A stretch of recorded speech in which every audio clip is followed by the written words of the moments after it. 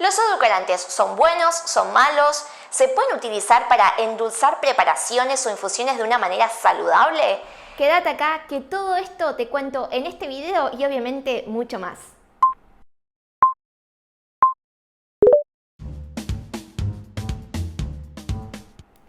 Primero y principal, ¿qué son los edulcorantes?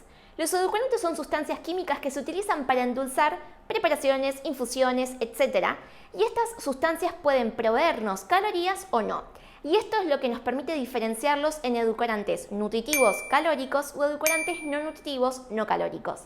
Ahora, en general, de manera social y consuetudinariamente, nos referimos a los edulcorantes no nutritivos con el término edulcorantes, haciendo alusión a la sucralosa, la stevia, acesulfame K, sacarina, etc. Ahora, cada uno de ellos tiene un poder edulcorante específico, que en la mayoría de los casos se utiliza de manera combinada, por ejemplo, sacarina con acesulfame K, para potenciar su poder endulzante, generando así una especie de sinergia. Vamos con algunos ejemplos para que me puedas entender este concepto. Sacarina, efecto endulzante 200 a 700 veces mayor que la sacarosa o azúcar. Puede dejar un sabor residual metálico. Ciclamato, efecto endulzante 30 veces mayor. Acesulfame K, efecto endulzante 200 veces mayor. Es amargo en concentraciones elevadas y tolera temperaturas elevadas. Aspartamo, efecto endulzante entre 160 a 200 veces mayor. Las altas temperaturas pueden destruir su poder endulzante. Sucralosa tiene un efecto endulzante 600 veces mayor.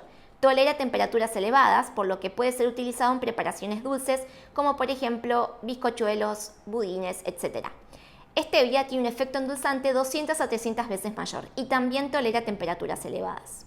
Ahora sí, hablemos de las dosis de consumo. ¿Existe una cantidad específica a consumir de cada uno de ellos que sea saludable o no saludable? Para ello tenemos que tener un término que se suele utilizar, que es la ingesta dietética admitida, o sus siglas IDA. Se expresa en miligramos de compuesto por kilogramo de peso por persona por día. Es decir, por ejemplo, 10 miligramos de el compuesto por kilogramo de peso de lo que pesa esa persona por día. ¿Y esto qué es? Es una pauta de seguridad. No es un nivel de toxicidad, dado que este numerito, que te voy a dar algunos ejemplos para que hoy puedas llevarte ese concepto, solamente hace alusión a un margen de seguridad, pero no así un nivel de toxicidad. Es para que vos tengas una idea de una medida de referencia que podemos tener en cuenta de manera diaria por kilogramo de peso. El IDA de la stevia declarada en el 2004 es de 2 miligramos por kilogramo de peso día. Por tanto, una persona que pesa 70 kilos, la ingesta dietética admitida de la stevia por día para esa persona van a ser 140 miligramos. Vamos con otro ejemplo, la sucralosa, 15 miligramos por kilogramo de peso día.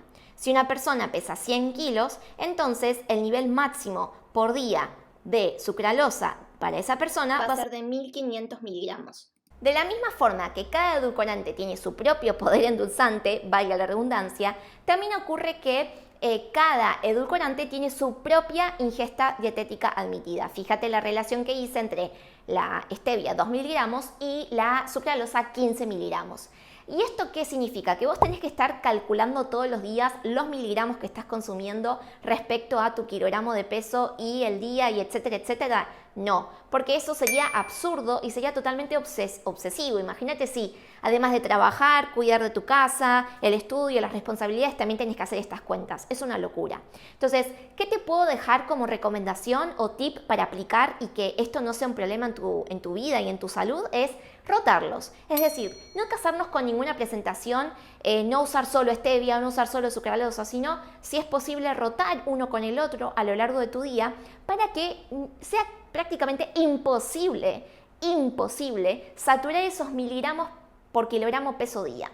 Entonces, por ejemplo, en tus infusiones preparaciones de la mañana usas sucralosa y en tus infusiones preparaciones de la tarde stevia. O para el mate usas sucralosa y para el café con leche o la infusión que tomes stevia. Y de esa manera vas a asegurar que no te vas a estar pasando de la ingesta dietética admitida de cada uno de ellos.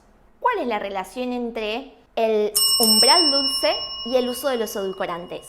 El umbral dulce hace alusión a la mínima cantidad de una sustancia que necesitamos sentir en nuestra boca, en este caso una sustancia que nos hace sentir el sabor dulce, que necesitamos para poder identificar el sabor. De nuevo, en este caso el sabor dulce.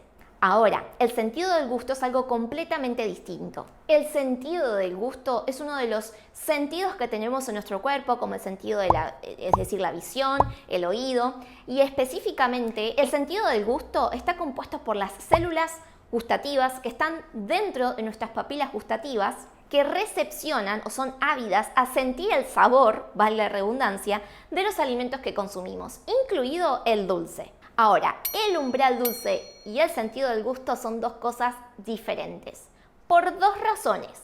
La primera, desde la definición intrínseca. ¿Por qué te digo esto?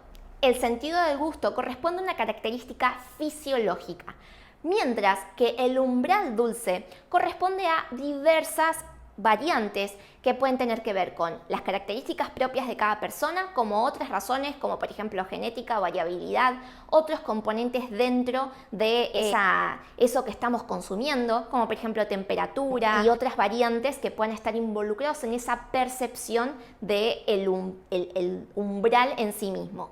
De hecho, puede haber situaciones en las que por ahí una persona tenga un umbral dulce alto y esto significa que va a necesitar mayores cantidades de esa sustancia para poder sentir el sabor dulce respecto a otra. Y genéticamente estamos hablando, en realidad fisiológicamente, del mismo sentido, el sentido del gusto. Por tanto, dos personas tienen el mismo sentido, que es el sentido del gusto, pero pueden tener diferentes umbrales. Esto me lleva a explicarte a la diferencia número 2, la posibilidad de cambio. El sentido del gusto es algo que no podemos cambiar, es decir, viene con nosotros desde que nacemos, al igual que el sentido de la visión, del olfato, del oído. Ahora, lo que hace la diferencia con respecto al umbral dulce es que el umbral dulce puede modificarse.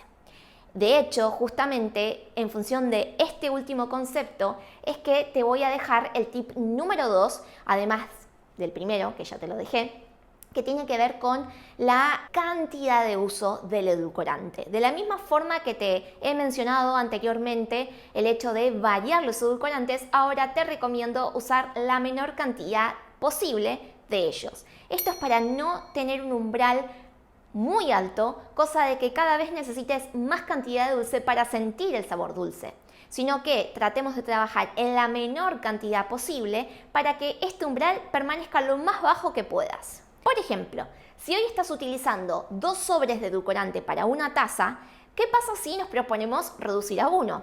Y si ya estás usando 1, ¿qué pasa si nos proponemos reducirlo a medio?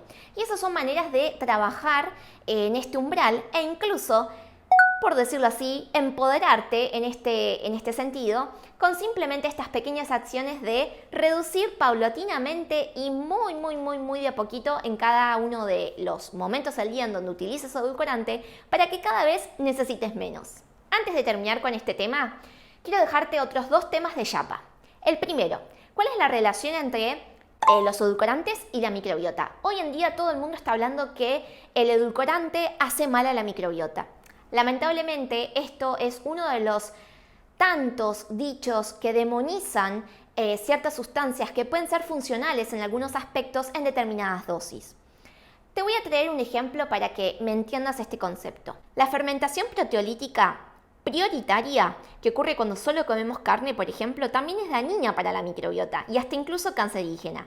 Ahora, el punto es que no es que la carne o la proteína animal esté mal comer por ello, sino que es la dosis de la misma y la predominancia o no respecto a otra fermentación como la sacarolítica, lo que hace que sea nociva para la salud intestinal.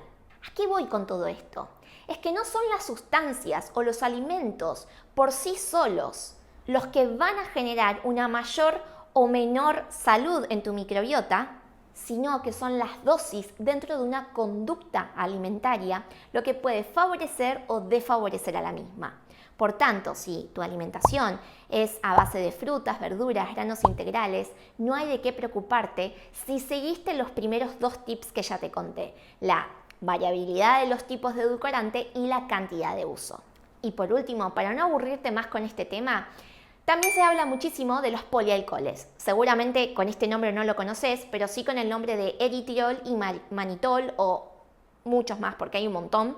Siempre terminan en OL, que se utilizan para endulzar también. El tema es que estos polialcoholes en dosis no muy elevadas producen un efecto osmótico a nivel intestinal. ¿Y esto qué es?